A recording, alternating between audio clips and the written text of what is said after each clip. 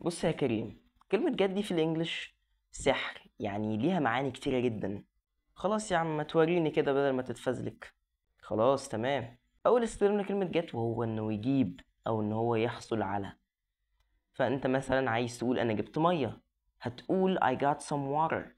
طب يعني اقدر اقول get me a sandwich please، يعني هات لي سندوتش لو سمحت. تقدر عادي جدا. تاني استخدام get ممكن تبقى معناها يبقى او يتحول. انت لو عاوز تقول الدنيا بتبرد بالليل تقول it gets cold in the evening، يعني الدنيا بتبقى برد بالليل. تمام، يعني اقول I got tired yesterday، يعني انا تعبت امبارح. ايوه تقدر تقول كده برضو. كمان get ساعات معناها يفهم. do you get it، يعني فاهم قصدي. يعني لو واحد قال لي نكتة مش مضحكة مثلا اقول له I didn't get it، او يعني ما فهمتهاش. ايوه طبعا تقدر عادي. رابع استخدام معانا وهو get او يوصل. يعني لو عاوز تقول انا وصلت البيت متأخر تقول I got home late. وصلت لك دي يا كريم؟ يعني لو انا مثلا بسأل صاحبي اقول له what time will you get there، يعني هتوصل هناك الساعة كام. مظبوط كده، شكلك فعلا مركز معايا. طيب يا كريم، حلو كده. انت كده شكلك فهمت استخدامات جت.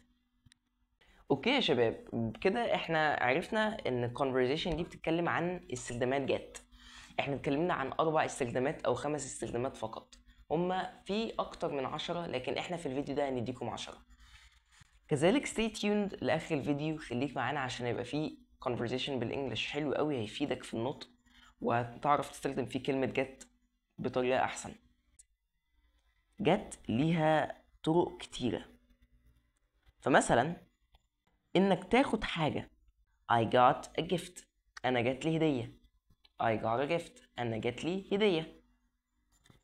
تاني استخدام معانا انك مثلا اشتريت شيء او انك جبت شيء، زي مثلا I got pizza، انا اشتريت بيتزا.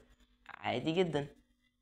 في برضو استخدام ان الحاجة تتحول لحالة، يعني زي مثلا ان الدنيا بتبرد بالليل it gets cold in the evening. تمام، اظن ان احنا فهمنا الحتة دي. برضو بتستخدم جت انك توصل لمكان، زي مثلا انا وصلت البيت متأخر I got home late. I got home late. تمام. خامس حاجة معانا وهي انك تفهم. انا مش فاهم النكتة I don't get that joke. I don't get that joke.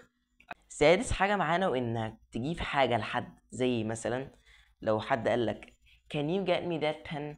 can you get me that pen. بتستخدم كلمة get في انك تسأل حد هل ممكن تجيب لي حاجة. طيب سابع حاجة معانا وهي صيغة المبني للمجهول، زي مثلا my phone got stolen. انت هنا بتقول my phone got stolen، انت ما تعرفش مين اللي سرق التليفون، فبتقول my phone got stolen. تامن حاجة معانا وهي فرصة انك تعمل حاجة او انك بتنتهز الفرصة، زي مثلا I get to travel، انا بقدر اني اسافر، بقدر ان انا يجيلي فرص فبنتهزها، فبالتالي انا بسافر. تمام. تسع استخدام معانا وهي انك تتعود على حاجة، زي I'm getting used to the new job. I'm getting used to the new job. وفي برضو استخدام أخير معانا هو الأفعال المركبة، زي إنك تتخطى الموضوع get over، وإنك بتحاول تتقدم get ahead. بس كده يا صديقي، هنقول بقى ال conversation اللي بالإنجلش. يا ريت تركز معانا عشان تفهم 100%، وما تخافش أبقى كاتب لك ترجمة عشان أبقى ضامن لك إنك تكون مستفيد 100%. Hi Ahmed, how are you doing? Did you get my email this morning? Hi Ali, yes I got it. Thanks for sending it.